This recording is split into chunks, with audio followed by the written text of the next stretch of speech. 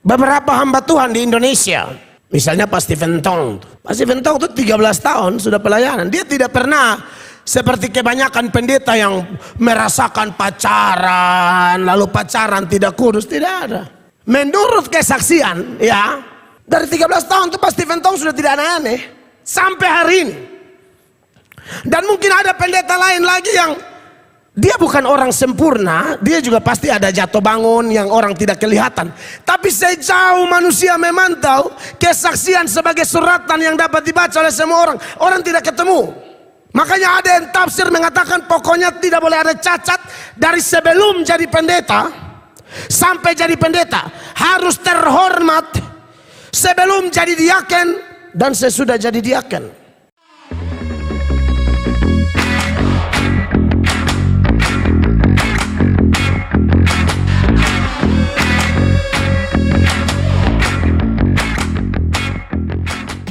Kelihatannya sangat sulit sebuah pelayanan tanpa para pendukung. Itu sulit sekali, ya saudara-saudara.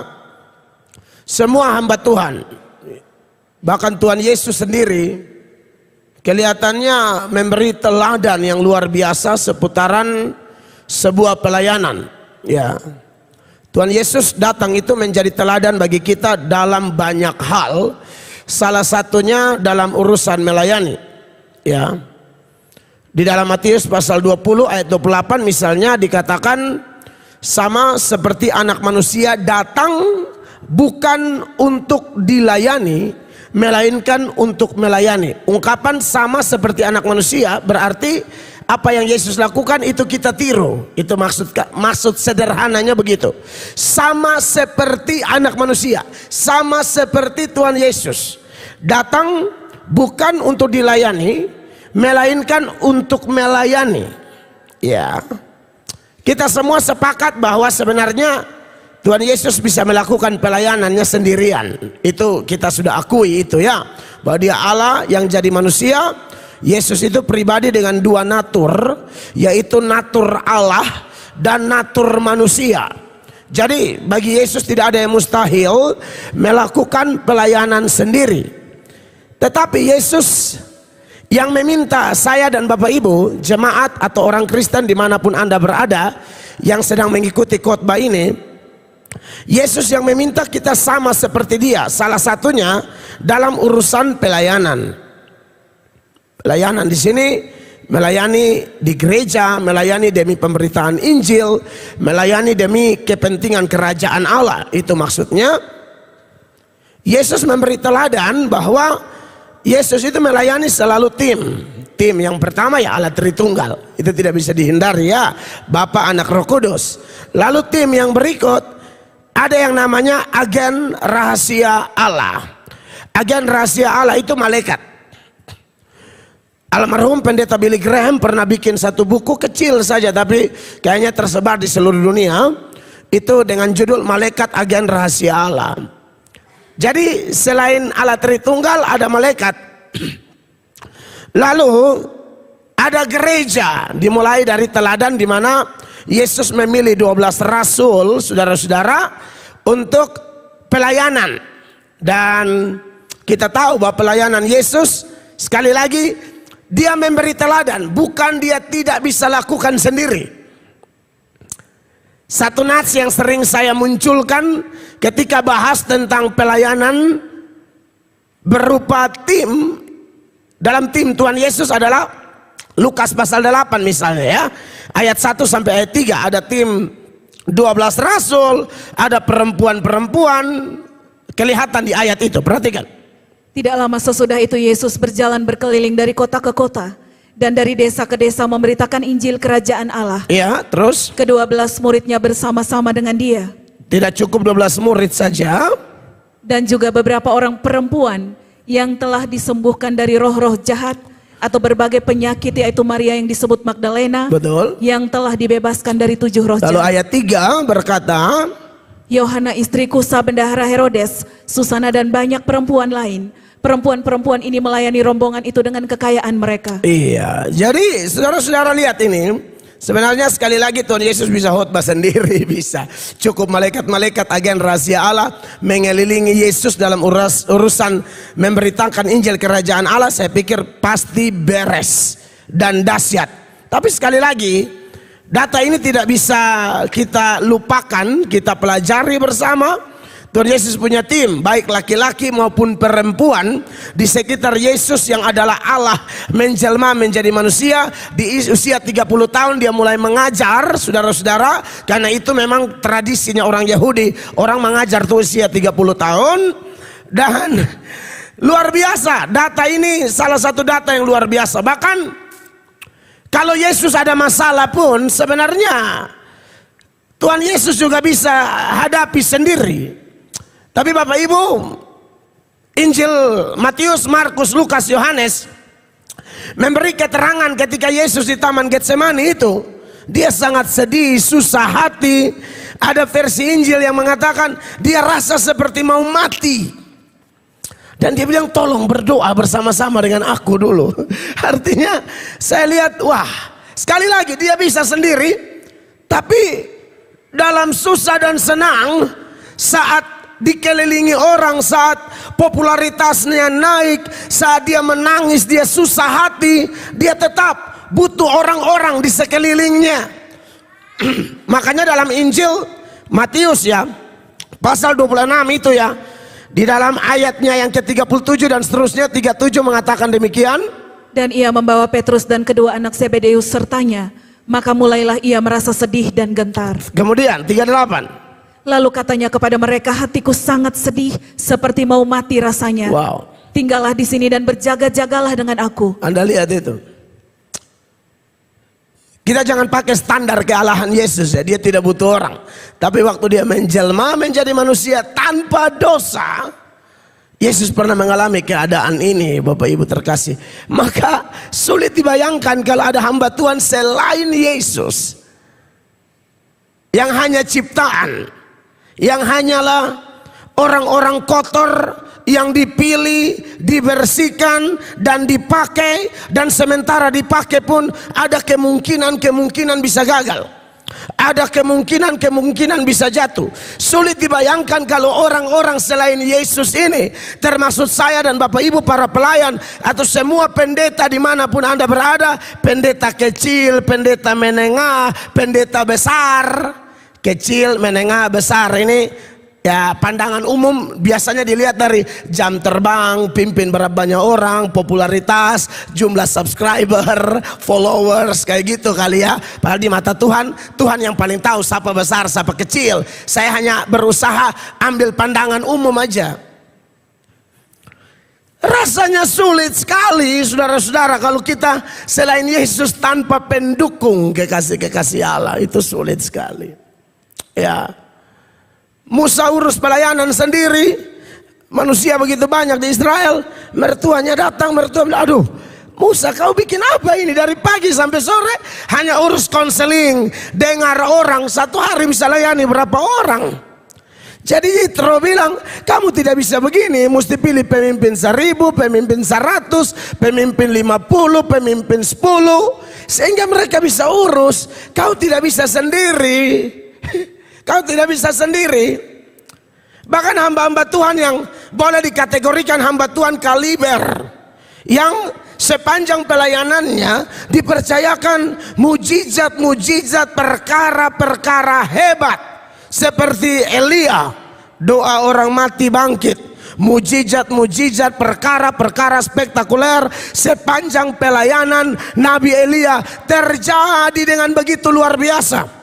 Tapi di saat Elia merasa dia fight sendiri-sendiri, padahal tantangan begitu besar, Elia lari berdoa minta mati, dan ada satu rasa kesepian sekali. Pelayanan Elia merasa tanpa pendukung. Makanya di satu Raja-Raja pasal 19 ketika dia di Gunung Horeb itu, mulai ayat 9, ayat itu berkata begini. Di sana masuklah ia ke dalam sebuah gua dan bermalam di situ. Yeah. Maka firman Tuhan datang kepadanya demikian, apakah kerjamu di sini hai Elia? Iya, apa kerjamu di sini hai Elia? Ini pekerja keras. Tapi ketika lari sembunyi, Tuhan tanya, kerja apa di sini? Dengan kata lain, kau ini pekerja keras, kau sembunyi, kau ada di tempat yang tidak cocok dengan karakteristikmu sebagai seorang pelayan yang fighter, pekerja keras. Ngapain sembunyi? Tapi inilah manusia biasa selain Yesus yang saya mulai dari pendahuluan khotbah ini. Ayat selanjutnya dikatakan, Jawabnya, aku bekerja segiat-giatnya bagi Tuhan Allah semesta alam. Yap. Karena orang Israel meninggalkan perjanjianmu, meruntuhkan mezbah-mezbahmu dan membunuh nabi-nabimu dengan pedang. Ya. Hanya aku seorang dirilah yang masih hidup dan mereka ingin mencabut nyawaku. Hanya aku seorang dirilah yang masih hidup dan mereka ingin mencabut nyawaku. Saudara lihat di sini, ketika orang rasa sendiri tanpa pendukung, mau Elia, mau siapapun tidak bisa. Bahkan Yesus sendiri yang berdoa sama-sama dengan aku. Aku rasa kayak mau mati. Makanya rasanya sulit kalau kita tidak bersekutu. Rasanya sulit kalau kita tidak punya pendukung. Saya pikir sulit sekali. Makanya malam ini saya tulis di thumbnail YouTube, pendeta itu manusia lemah. Pendeta butuh dukungan. Pendeta itu manusia lemah. Maukah Anda mendukung mereka? Saya tulis tuh di thumbnail, judul, pendeta siapapun, ya. Dan ketika melihat data-data ini, wah, saya tarik ke diri saya. Saya tidak bisa bayangkan kalau saya pun pelayanan sendiri, aduh sulit sekali. Bahkan salah satu doa yang dipenuhi dengan ucapan syukur dalam pengalaman saya berdoa dengan Tuhan sampai meneteskan air mata itu saat saya ingat pendukung-pendukung pelayanan. Serius. Doa-doa baru ini para pendukung pelayanan punya wajah tuh seperti lewat di muka, air mata jatuh loh. Kadang-kadang doa seperti biasa kita berdoa yang saya sering seberangkan sebisa mungkin Bapak Ibu meneladani. Doa itu dimulai dengan kepentingan Tuhan, puji sembah Tuhan, puji sembah Tuhan, lalu masuk ke beban-beban. Kadang-kadang saya bisa, Tuhan hamba bersyukur buat bapak ini dan ibu ini. Oh, itu air mata sudah jatuh. Hambanya bersyukur buat mereka, Allah kirim dukung pelayanan, bersyukur Tuhan. Tidak tahu mau ngomong apa lagi. Karena saya tidak bisa bayangkan mau rangkai kata di hadapan Allah pencipta langit dan bumi yang tahu isi hati kita ini mau ngomong apa. Tapi ketika wajah-wajah itu lewat yang sering kami doakan, waduh itu meneteskan air mata, menangis terseduh-seduh mengingat orang-orang yang Allah pilih untuk mendukung. Karena memang tidak bisa sendiri Bapak Ibu terkasih. Ya. Nanti kalau kita baca terus tentang Elia misalnya, baru Tuhan kasih kuat dia, tenang, saya ada kasih tinggal 7.000 orang yang tidak menyembah Baal. Elia sudah pikir dia sendiri tuh. Coba baca terus dulu 11. Lalu firman-Nya, keluarlah dan berdiri di atas gunung itu di hadapan Tuhan.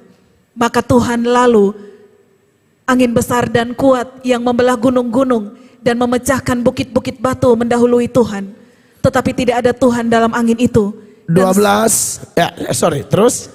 Dan sesudah angin itu datanglah gempa, tetapi tidak ada Tuhan dalam gempa itu. Iya, ayatnya yang ke-12.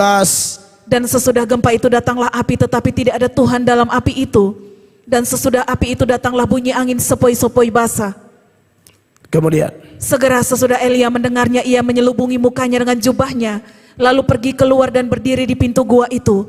Maka datanglah suara kepadanya yang berbunyi, apakah kerjamu di sini hai Elia? Ya, 14. Jawabnya, aku bekerja segiat-giatnya bagi Tuhan Allah semesta alam. Karena orang Israel meninggalkan perjanjianmu, meruntuhkan mezbah-mezbahmu, dan membunuh nabi-nabimu dengan pedang. Hanya aku seorang dirilah yang masih hidup, dan mereka ingin mencabut nyawaku. Lagi-lagi merasa kesepian, rasa sendiri, dan ini yang membuat Elia seorang pelayan hebat pun harus lari, sembunyi. 15. Firman Tuhan kepadanya, pergilah, kembalilah ke jalanmu melalui padang gurun ke Damsyik, dan setelah engkau sampai engkau harus mengurapi Hazael menjadi raja atas Aram. Kemudian 16. Juga Yehu cucu Nimsi haruslah kau urapi menjadi raja atas Israel. Dan Elisa bin Safat dari Abel Mehola harus kau urapi menjadi nabi menggantikan engkau. Iya, tunggu saya lihat yang langsung tepat sasaran saja ya. Di 1 Raja-Raja 19 itu yang Tuhan bilang, ini ayat berapa? 18 ya. Di mana tuh Tuhan? Iya, langsung 18.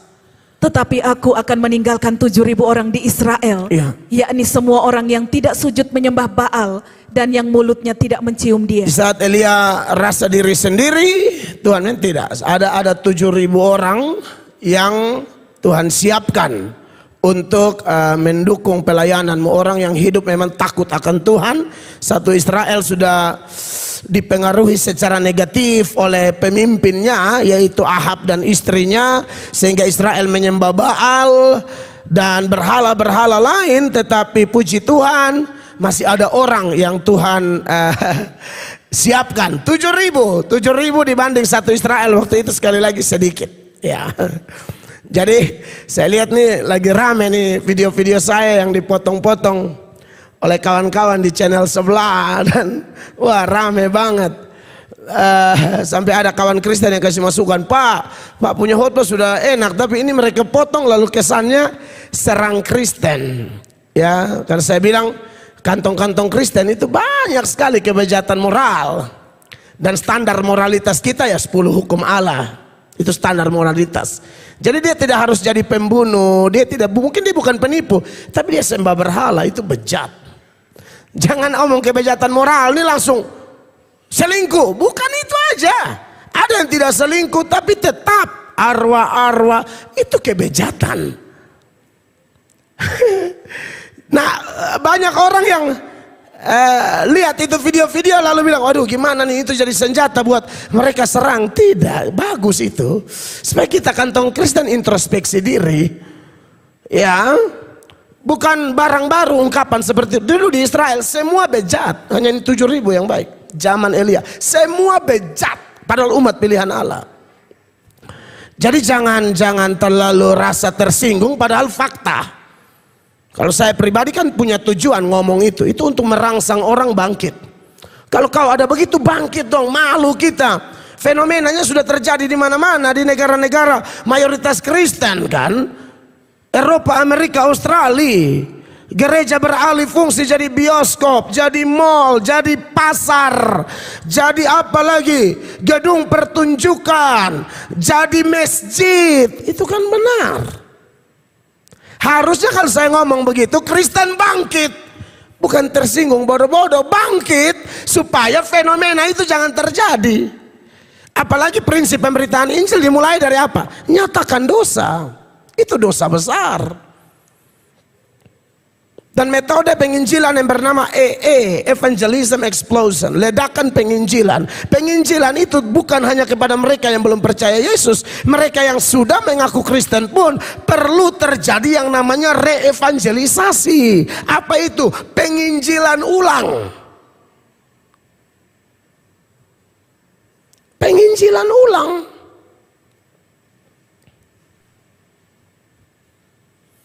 Saya baru pulang dari kota Kendari dan mungkin beberapa bapak ibu sudah nonton videonya. Saya sayang gereja loh. Saya kalau dan tipe cari aman, saya tidak akan omong itu. Saya masuk gereja baru orang hela rokok penuh di gereja tuh, beta pun otak langsung pusing memang. Ini ngeri loh. Beta ini ke mana, mau omong atau tidak? Percayalah, saya tidak langsung bilang bosok mati, tidak ada. Masih ada pertimbangan di hati. Aduh Tuhan, ini omong atau tidak, omong atau tidak, omong atau tidak. Ini di orang punya kampung. Lihat di peta Sulawesi di sini, Kupang, aduh darah Yesus, kok jauh sekali. Nggak ngerti maksud saya? Saya bukan pendeta gila yang lihat begitu langsung bosok mati, tidak. Masih ada kayak mau kompromi loh. Sebelum naik mimbar, aduh ini omong atau tidak. Sudah begitu lagi majelis pendeta yang perokok tapi sopan sekali. Kami senang Bapak datang. Aduh ini lebih susah omong, ini lebih susah ngomong gitu.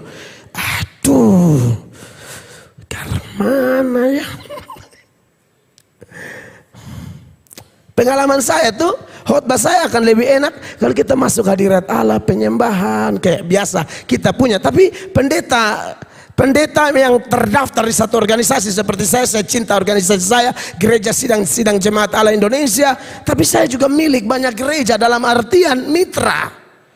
Jadi saya mesti menyesuaikan tuh. Liturgi berjalan, lihatin pendeta majelis. Mereka menatap saya dan berkata, aduh hanya lihat di YouTube, sekarang lihat langsung senang sekali. Ya, tapi Tuhan ini kemana hamba posisi ini? Tapi kalau Yesus berdoa itu sudah lain, saudara. Jujur saya ulang-ulang, kok mau kompromi di hati ini mau, lu jangan omong sudah, supaya kerja sama panjang toh. Dia bilang Pak Eko panjang, iya toh. Tuh kuju pulang pesawat jatuh mati tuh panjang. Lu panjang di laut itu. Akhirnya saya gas lah. Anda tahu ibadah 3 kali, 3 kali beta omong itu. 3 kali yang direkam itu hanya ibadah 1. Ibadah 2 lebih parah. Ada ketua sinode, ketua klasis, pendeta-pendeta, saya hantam. Habis ketua sinode bilang, kita butuh yang begini. Baik sudah tuh. Pak Mel ini jujur saya ini pembicara nasional. Jadi kalau dia datang dan omong kita bersyukur sudah. Saya bagus puji Tuhan. Datang pakai ketua sinode bilang, Pak khotbah tadi bagus sekali. Pak mau makan apa?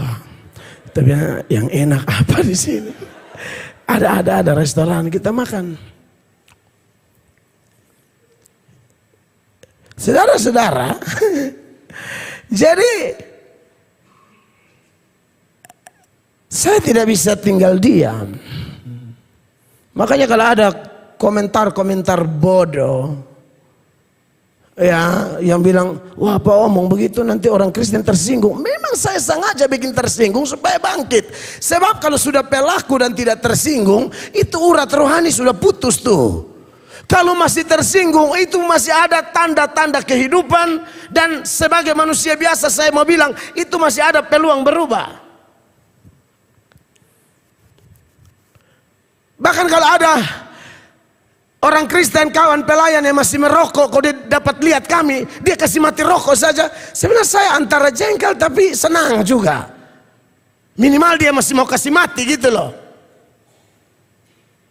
Saya tuh pernah lihat ada pelayan tuh merokok di jambatan Wilhelmina. Saya bilang sama Pak Erwin atau siapa yang bawa, dia bilang jangkas turun kaca, ini betogor dia lompat. Wilhelmina. Jadi saudara lihat dia kayak menguasai awan-awan di. Bukan gereja kita, bukan. Ini gereja lain. Hanya kawan begitu dan dia ini orang altar. Kalau menyanyi semangat sekali. Dia taruh, dia foto itu asap naik itu pecah betul-betul. Biblia ini besone marah, hanya salom lompat. Beta salom sama mati nih. Hanya bagaimana caranya ya? Akhirnya saya suruh lewat terus, baru beta tempel tangan dari kaca. Tuhan jangan. Saya coba di posisi agak jangan di jambatan. Saudara tahu yang biasa di tengah jambatan berhenti baru kayak mau foto, mau selfie. Tak. Itu yang jangan tegur. Ini kondisi kurang pas. Saya takutnya saya mengerti ya, bukan luka lompat bilang, ih Pak Mel saya lompat, bukan begitu. Itu ketahedaknya kurang asik. Udah jatuh gitu loh. Banyak juga bapak di gereja ini ada yang merokok lagi naik motor. Saya juga tidak mau tegur. Bit mau salom pas posisi macet tuh. Menyala tuh kayak punya kayak neraka kecil tuh, saudara-saudara. Kan neraka tuh kan kumpulan api-api. Nah,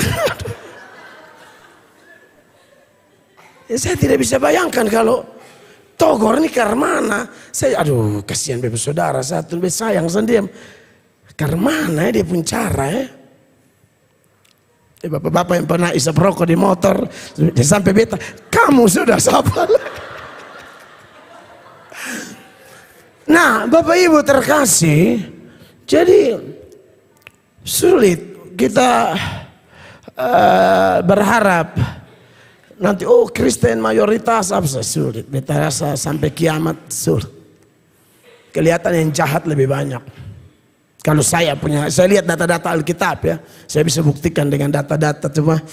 Ya bukan berarti ini mematahkan semangat kerja loh. Tidak, kita habis-habisan. Berteriak, berseru. Tetapi saudara-saudara yang diberkati oleh Tuhan Yesus, fakta itu tidak bisa dihindari. Nah, hari ini saya mulai dengan pendukung-pendukung pelayanan karena setelah kita membahas tentang penilik atau tua-tua atau para pendeta, hari ini kita mau bicara diaken-diaken nih. Ya, diaken itu dari kata diakonos. Diakonos itu arti lulusnya pelayan yang lebih rendah. Lebih rendah bukan karena pendeta lebih tinggi dalam hal hakikat, tidak. Fungsi. Saudara ya.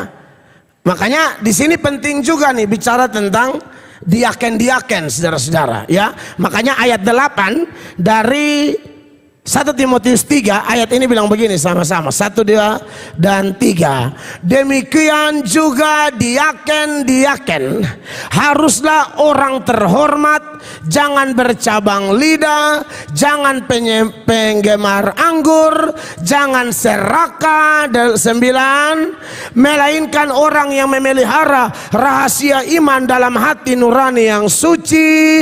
10, mereka juga harus diuji dahulu, baru ditetapkan dalam pelayanan itu setelah ternyata mereka tak bercacat. 11, demikian pula istri-istri, hendaklah orang terhormat, jangan pemfitnah, hendaklah dapat menahan diri dan dapat dipercayai dalam segala hal. Lalu yang 12, diaken haruslah suami dari satu istri dan mengurus anak-anaknya dan keluarganya dengan baik. Sekali lagi Bapak Ibu jemaat, diaken, diakonos itu adalah pelayan yang lebih rendah dari penatua atau penilik atau pendeta. Nah ini pendukung-pendukungnya nih ya. Sekali lagi lebih rendah dalam hal fungsi.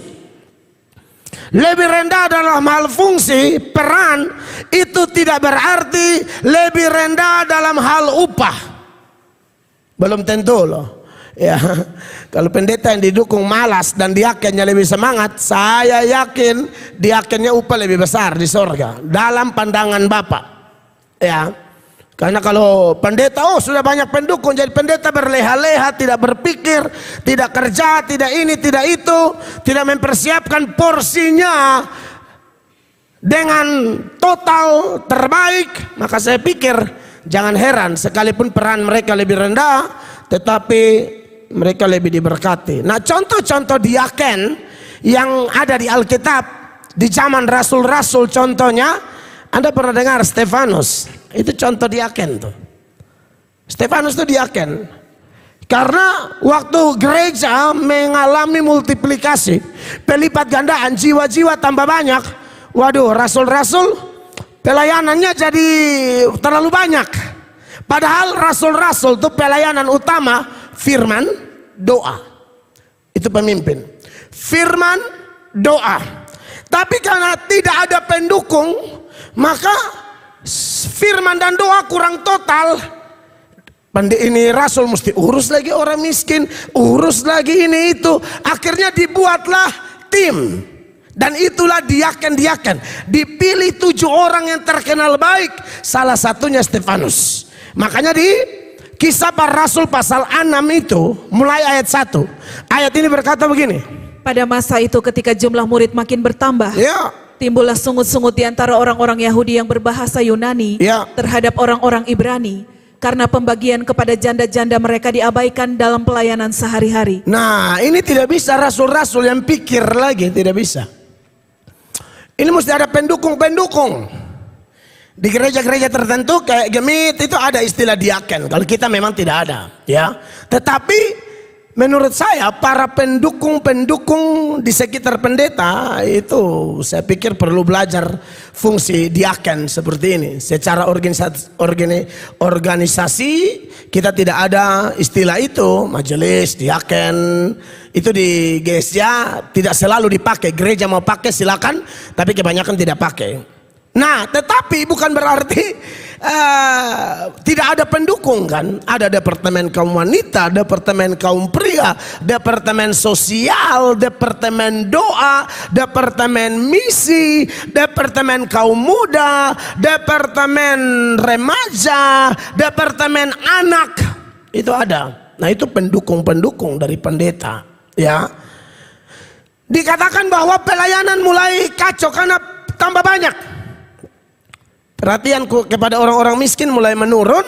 Maka dikatakan di ayatnya yang selanjutnya, ayat 2. Berhubung dengan itu ke-12 rasul itu memanggil semua murid berkumpul dan berkata, kami tidak merasa puas karena kami melalaikan firman Allah untuk melayani meja. Iya, jadi akhirnya pelayanan yang prioritas, ingat, pelayanan prioritas itu pemberitaan firman.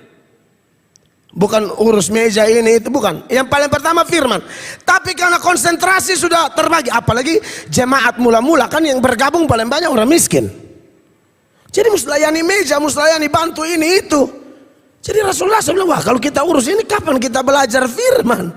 Kapan kita mempersiapkan diri secara kusuk sehingga khotbah-khotbah kita punya power surgawi? Maka yang terjadi selanjutnya ayat 3. Karena itu saudara-saudara, pilihlah 7 orang dari antaramu yang terkenal baik dan yang penuh roh dan hikmat, supaya kami mengangkat mereka untuk tugas itu. Iya, jadi tugasnya lebih rendah. Mereka bukan pengkhotbah, mereka tidak urusan yang penting-penting, tapi urusan lain yang tidak bisa dihindari. Nah, mereka yang urus. Begitu. Ya, kekasih-kekasih Tuhan. Inilah contoh para diaken. Tidak ada kata diaken sepanjang ayat ini, tapi ini adalah diaken-diaken, diakonos. Lalu dipilihlah orang-orang tersebut, saudara-saudara, ayat 4 dan seterusnya. Dan supaya kami sendiri dapat memusatkan pikiran dalam doa dan pelayanan firman. Jelas, ini Alkitabiah ya. Jadi memang tugas utama gembala ya, belajar berkhotbah utama, bukan yang lain dia tidak melakukan, bukan itu. Tapi supaya maksimal dalam pelayanan mimbar, doa, maka harus ada tim pendukung yang urus lain. Bayangkan ya kalau pendeta urus semua, itu repot itu. Itu gereja tidak jalan. Makanya sulit dibayangkan kalau pendeta tanpa pendukung. Ya. Di Amazing Grace ini semua pendukung luar biasa. Salah satunya sekali lagi bapak-bapak, pemuda-pemudi yang bantu parkir tuh. Buat saya Anda terlalu mulia sekali. Mulia sekali. Orang yang bantu parkir di gereja, saudara kalau kenal, saudara tahu dong background. Ini orang-orang top di Kupang. Top. Tapi pelayanan tetap pelayanan. Lu mau ngomong apa beta akan melayani, keren. Itu yang karena Bet bilang, karena doa ingat dong pemuka buat cuma nangis. Luar biasa.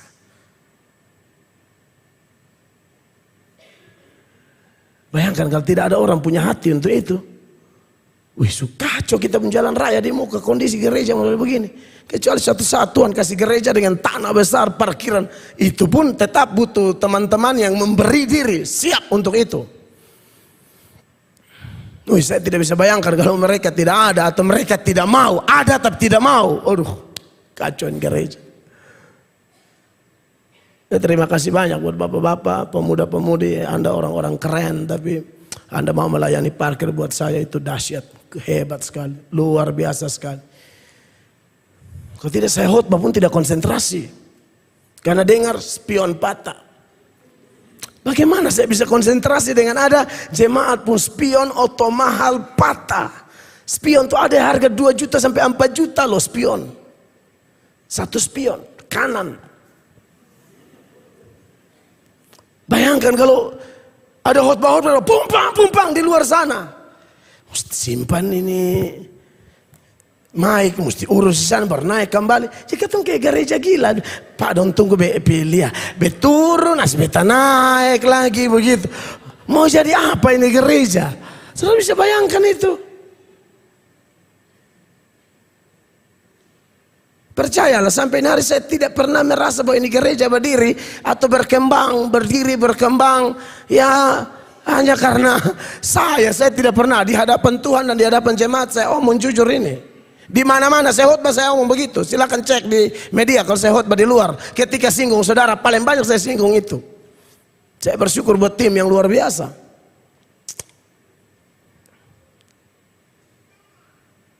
Soal kalau ada beberapa yang acuh tak acuh, saya tidak ada urusan dengan itu, urusan dia dengan Tuhan. Saya tidak ada urusan dengan orang begitu, itu urusan dia dengan Tuhan Allah. Nah, saudara-saudara yang diberkati oleh Tuhan Yesus Kristus, supaya kami sendiri dapat memusatkan pikiran dalam doa dan pelayanan firman, mesti fokus. Jangan air di bak habis beta yang pikirnya mati. Bermonai mimbar, bapak air habis. Aduh, sampai juga habis lu. Tahu saya sampai di beta nanti tagihan aja deh. Atasi dulu. Dan itu tagihan juga jangan pas mau ibadah juga. Tolong tagihannya ada waktu juga. SMS tagihan hari Selasa atau Senin pun Senin sore deh. Ya tahu supaya Senin sore lah ya, kan Selasa kan mulai fokus di kaum pria lah. Senin sore tuh kirim sudah. Ya kalaupun becengkel habis di malam gitu. Kok jengkel apa? Jengkel begitu apa? Ya makanya beta kan manusia biasa, bisa sah betul tapi jengkel gitu loh.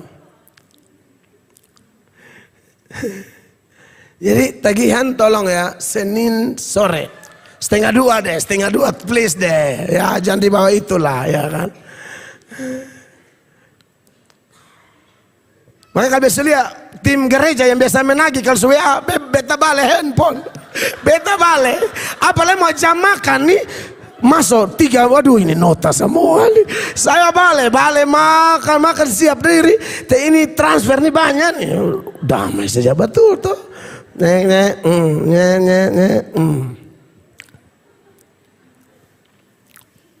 Bapak Ibu terkasih, tapi mereka orang-orang luar biasa. Sejauh ini yang susu profesional, semua tahu waktu dan puji Tuhan. Dulu tuh tidak kenal waktu.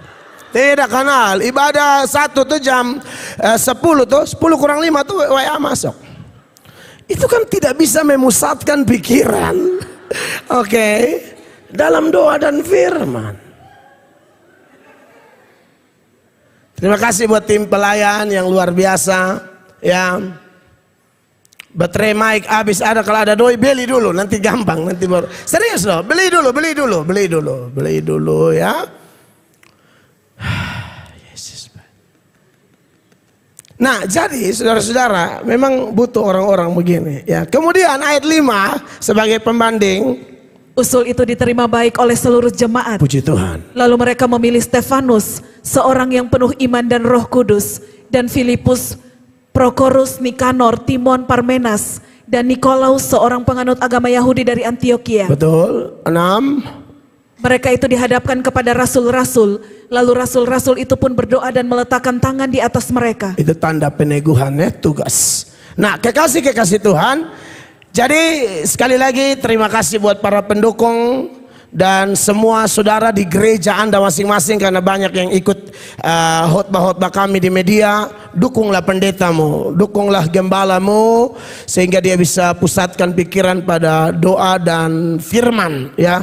Tapi doa dan firman bukan satu-satunya tugas gembala ya. Gembala masih bisa tetap besuk, mendoakan jemaat, itu juga harus dilakukan.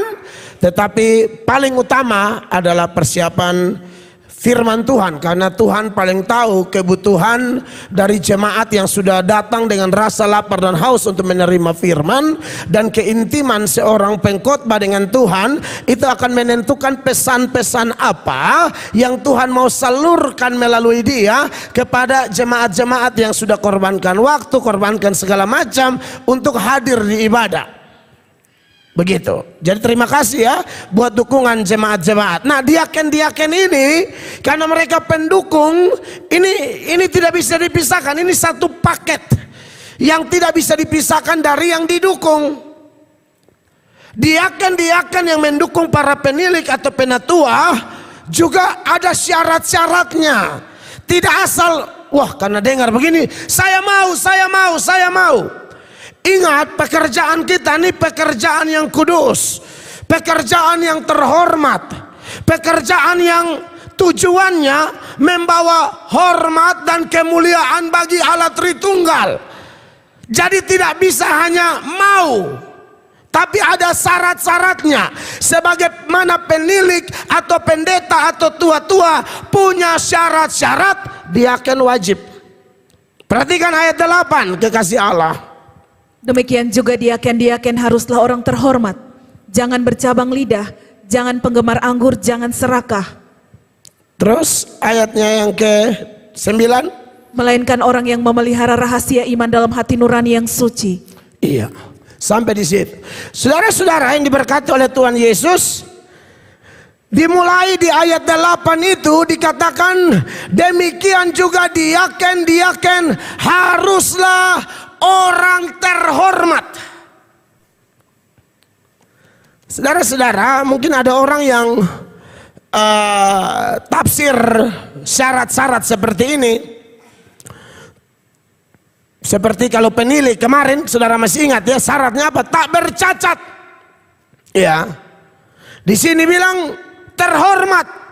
Yang didukung tak bercacat, yang mendukung harus terhormat. Itu jangan dibayangkan bahwa orang-orangnya tidak punya masa lalu gelap. Karena ada yang tafsir itu secara keras dan berkata pokoknya mereka itu tidak boleh ada masa lalu gelap.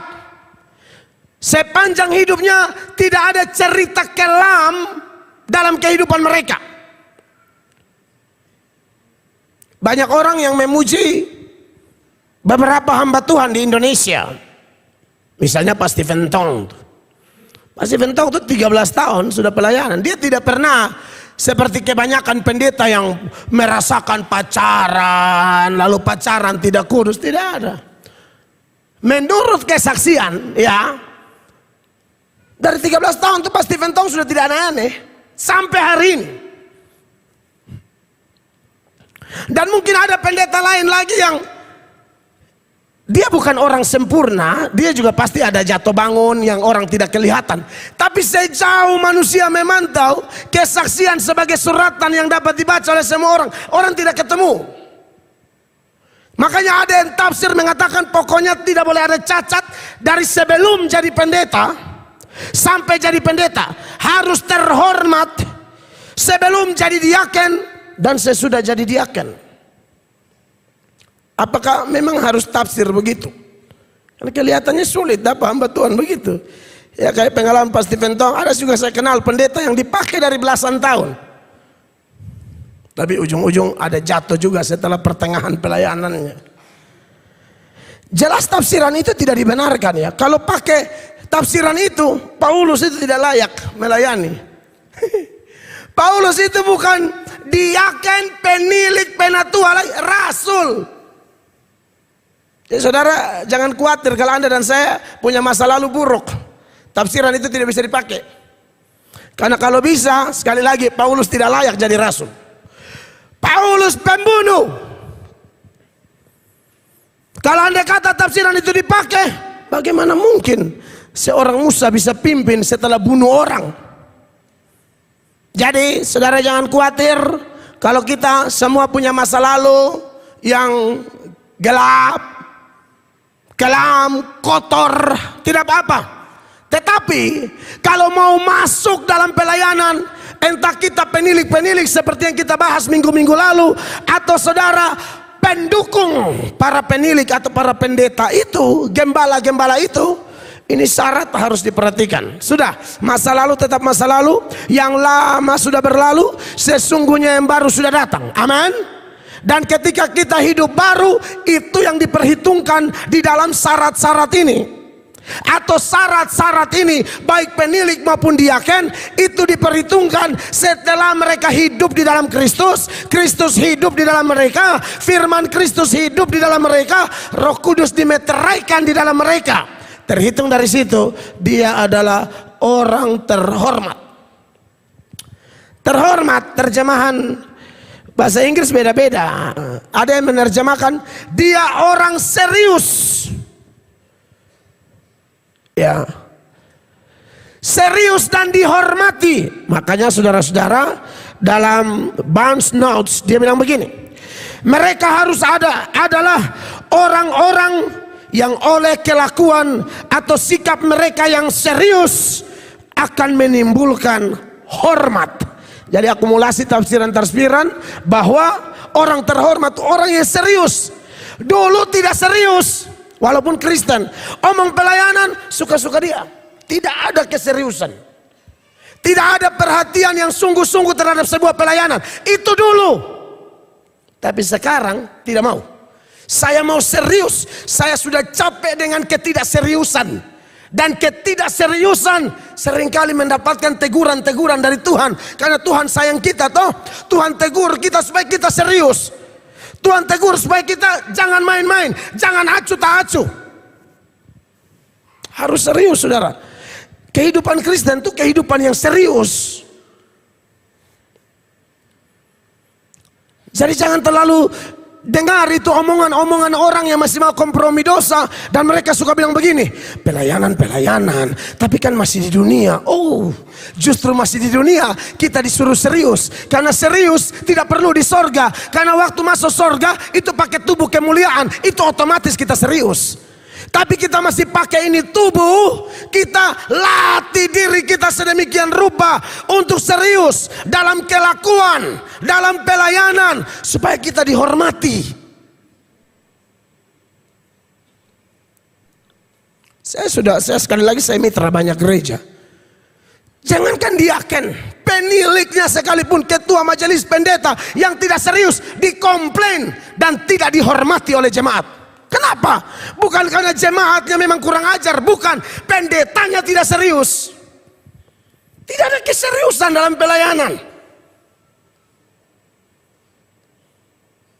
Diaken majelis tunggu mau khotbah, ya, baru baca Alkitab. Tidak bisa begitu.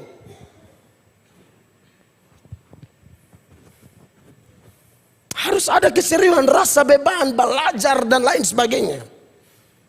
Makanya saya lihat, aduh, saya belum posting tanya jawab, terlalu panjang. Tanya jawab saya di Kendari itu, youth minta KKR, tapi saya lihat ini youth banyak, satu klasis kan, klasis Kendari dan Konawe Utara. Saya bilang ini tidak bisa KKR, saya sudah biasa KKR, toh monolog, dialog itu lebih ketahuan beban orang dan masalah orang. Pas dialog itu memang ketahuan, dan itu pemuda Gap Sultra klasis Kendari dan Konawe Utara cerdas. Pertanyaannya tuh kelas. Dan puji Tuhan, hanya sayangnya tidak ada videonya. Karena semua alat mereka bawa ke perlombaan paduan suara. Karena gereja Protestan, salah satu acara terbesar mereka itu acara ulang tahun PKB itu. Baik Gemim, Gap Sultra, Gereja Toraja yang Sulawesi itu. Kalau bilang ulang tahun PKB, pria kaum bapak, itu paling heboh. Itu semua acara dibuat. Tapi ketua sinode, selesai saya khotbah seminar, ketua sinode bilang, kita butuh acara yang kayak Pak Melatok ini. Rohani yang perlu olahraga kadang-kadang berantem dalam olahraga. Padahal ulang tahun kaum bapak berantem, mau berkelahi, adu fisik. Makanya kenapa gereja kita ini kurang olahraga. Bukan tidak perlu ya. Saya dengar cerita tentang kaum wanita, aduh saya senang, saya suka cita ya. Tanya lain, mereka jawab lain. Tapi itu karena buru-buru, spontan. Biasanya begitu. Mama Tana yang diharapkan, saya salah. Begitu. Orang sudah andalkan imam tuh hafal ayat, salah jawab. Karena bukan apa, mendadak. Dua binatang yang bisa bicara kan Bileam dan Balak. Itu berita yang saya ketemu ya. Padahal ular yang ini keledai.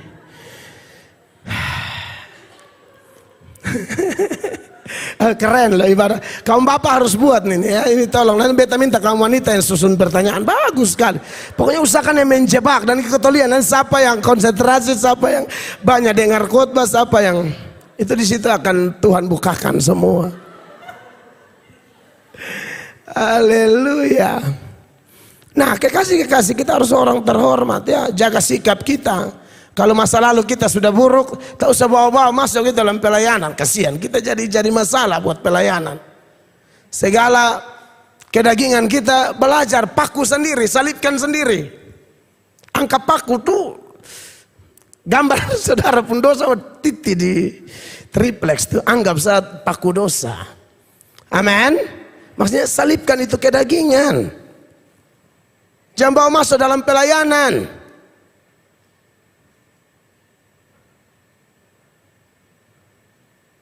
Di Kupang misalnya, di NTT itu tak terhindarkan apalagi saudara yang melayani dengan kami.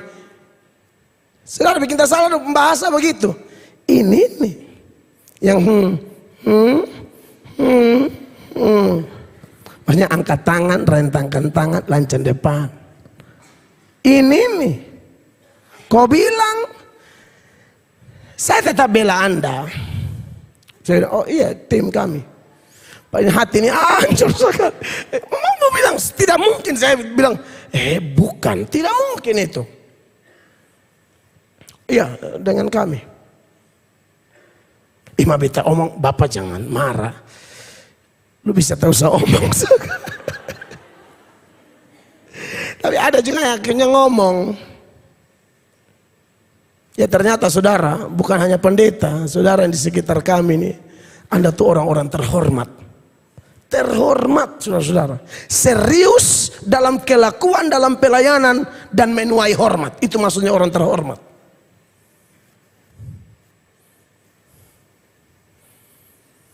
Apakah dihormati orang tidak omong atau orang terhormat, orang tidak bicara nama kita? Tetap bicara. Tapi kalau orang bicara nama kita dalam posisi kita terhormat, kita serius, bagus. Anda ada kemuliaan tuh, ada berkat khusus di balik itu. Tapi kalau orang ngomong kalau memang kita sengaja tidak serius, saya pikir teman-teman pendukung pelayanan kita harus ambil komitmen ya. Buang. Pasti kita bisa. Pasti bisa. Kita semua berproses kok. Pasti kita bisa. Ya kemudian jangan bercabang lidah. Not double tongue. Tidak bercabang lidah, saudara-saudara. Bercabang lidah ini, ya saudara tahu sendiri toh. Di sini dia omong lain, di sana dia omong lain. Ini bercabang lidah. Pelayan tidak bisa begini. Tidak bisa. Apalagi kalau bercabang lidah terhadap pemimpinmu sendiri. Aduh itu lebih baik saudara berhenti tahan, datang lapor, kita doakan dulu. Anda jadi racun dalam pelayanan. Puji-puji gembala di muka gembala, di belakang kau omong gembala pun nama. Itu namanya cabang lidah.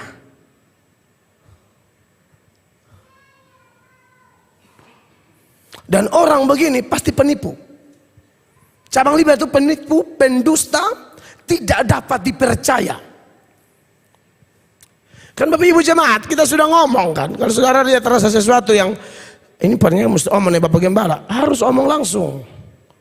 Omong saja, kemas kata-kata tapi intinya sama yang saudara maksudkan. Ngomong.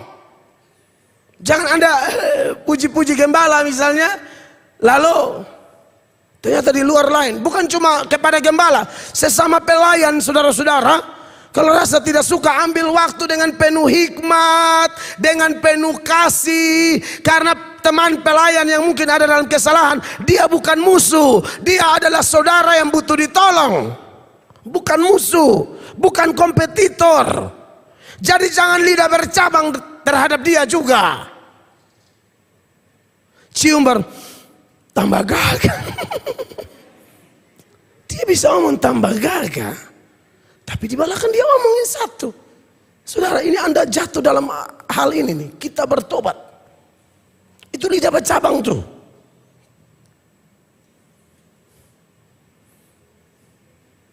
Lain hal kalau Anda tuh seperti Yusuf. Yusuf itu ya tak terhindarkan, dia harus bergaul dengan saudara-saudara. Tapi ada kesalahan tertentu yang Yusuf bilang, waduh ini kalau saya omong langsung bukan porsi saya. Nangkap ya, saya cuma adik, maka dia lapor kepada bapak. Seperti di Kejadian 37 ayat 2. Coba kita lihat. Inilah riwayat keturunan Yakub. Yusuf tak kala berumur 17 tahun jadi masih muda, biasa menggembalakan kambing domba bersama-sama dengan saudara-saudaranya, Ya. anak-anak Bilha dan Silpa, Ya. kedua istri ayahnya. Betul. Dan Yusuf menyampaikan kepada ayahnya kabar tentang kejahatan saudara-saudaranya. Yusuf menyampaikan kepada ayahnya tentang kejahatan saudara-saudaranya. Ini bukan orang kumpul, bukan mulu badodol. Yusuf ini rasa bilang, aduh bapak ini tanpa pengetahuan bapak ini parah nih bapak. Ini bukan, Yusuf tidak bermaksud cari muka dengan papanya, tidak. Yusuf ini kalau kita tidak omong berat. Dan yang punya otoritas menegur adalah Bapak Yakub. Nangkap ya? Saudara, dia baru ngomong dia punya mimpi aja mereka sudah mau telan dia. Apalagi kalau dia tegur, kakak Yehuda tolong jaga sikap, mati kau. Yehuda lompat tandan teh memang. Ya, sudah pasti Ruben, Simeon, Lewi kepala miring semua tuh. Anak-anak Yakub itu kepala, aduh. Saudara lihat waktu mereka menghantam Yusuf, so, dari jauh datang Yusuf berteriak, kakak, brother, dan bilang kasih mati. Lihat tukang mimpi datang, aduh jubah baru, kita punya sulama lama bawa kambing, ini datang yang baru. Mereka bilang overdosis, maksudnya puku. Dobel tuh buat rencana kasih mati loh. Mungkin karena kebiasaan Yusuf yang ini juga kali. Suka balapor.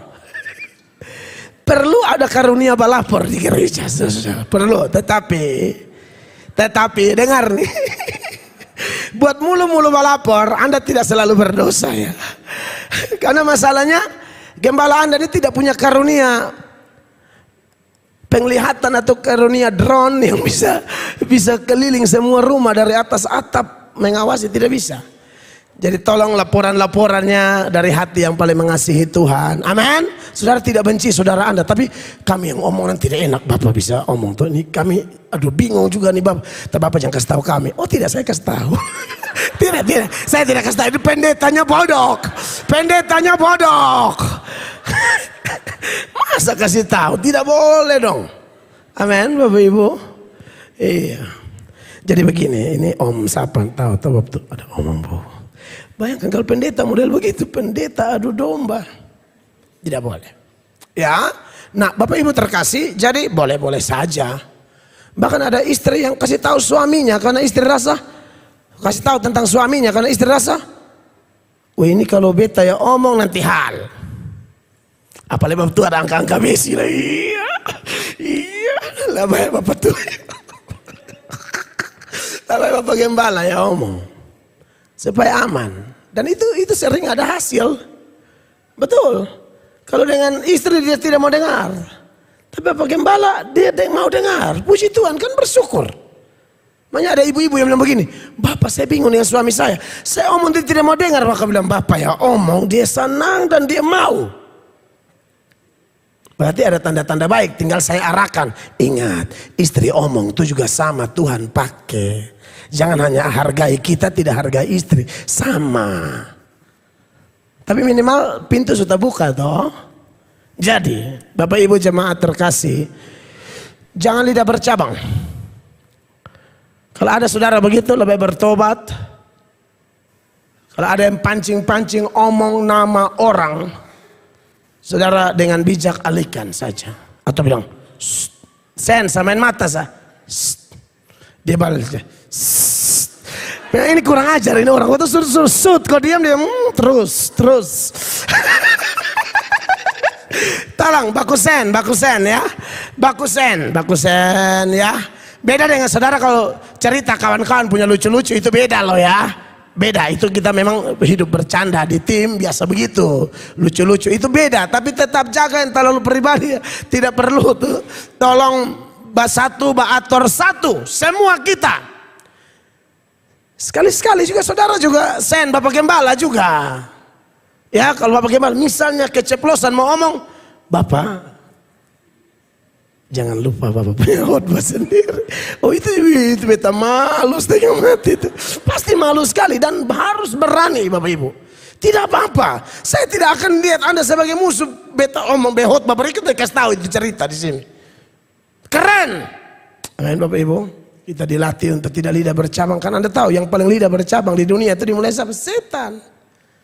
Setan itu lidah bercabang. Di Tuhan dia omong lain, di manusia dia omong lain. Dia adu domba kiri kanan. Setan. Satu-satunya yang lidah tidak bercabang. Omong apa, bikin itu, omong itu ya itu terus. Itu Tuhan punya anak-anak. Kalau sempat kepleset bertobat. Tidak ada bilang dosa kecil diremehkan. Yang namanya kecil tapi berbahaya harus cut. Sungguh-sungguh. Amin. Kiranya renungan khotbah malam ini memberkati kita semua. Beri tepuk tangan yang meriah bagi Tuhan Yesus. Saya selesai. Tuhan memberkati kita. Mari kita berdiri.